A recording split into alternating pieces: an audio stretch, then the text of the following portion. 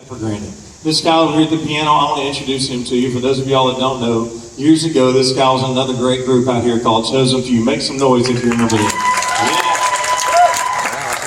And as you know, Brian is over here with one arm, one leg, a heart full of Jesus, excited to let everybody know what God can do for you and through you if you let Him. He's written a book that we have on the table over here that details a lot of his story. But what you don't know is now he's facing shoulder replacement in his good arm. So this guy gets out here every day excited for Christ no matter what he's facing. And so if y'all would right now, let him know you appreciate him. We love him. Right there from Brian Hart.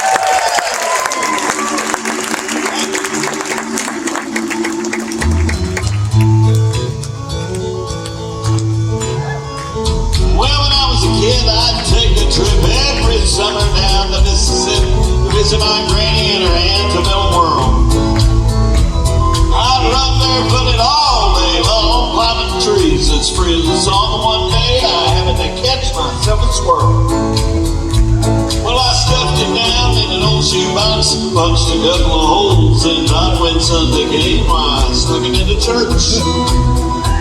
I was sitting way back in the very last pew, showing him off to my good buddy John, and that squirrel got loose and went totally berserk. What happened next, it's hard to tell. Some thought it was heaven, and others thought it was hell. The fact that something was among us was plain to see.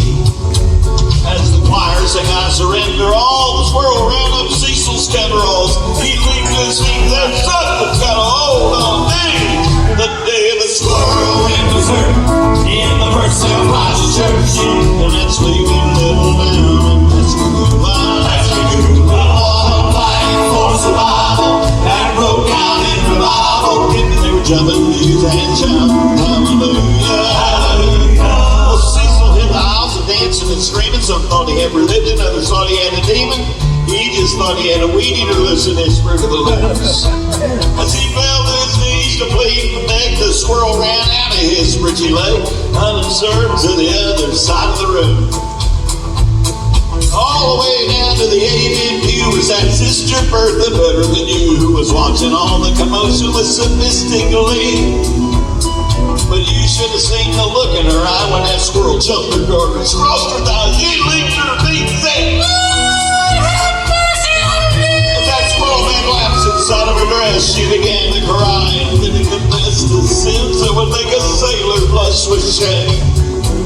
She talked of gossip and church dissension, but the thing that got the most attention when she talked about her love life, she brought up Cecil's name. The day the squirrel went berserk in the First Self-Righteous Church, and that's leaving a little down in Pascagoula. Fighting for survival, and that broke out in revival. They were jumping knees and shouting, hallelujah, hallelujah. Well, 7 deacons and Cecil got saved. $25,000 was raised. 50 volunteered for missions at Silver Dollar City on the spot. And even without an invitation, there were at least 500 rededications. And we all got rebaptized on Mystic Falls, whether we needed it or not. You've heard the Bible stories, I guess, how He parted the waters for Moses to pass all the miracles God's brought to this old world. But the one I'll remember to my dying days, how He put that church back on that narrow way with a half-crazy Mississippi squirrel. Everybody sing the day the squirrel went berserk in the First Self-Righteous Church. That's leaving a little down Pascagoula.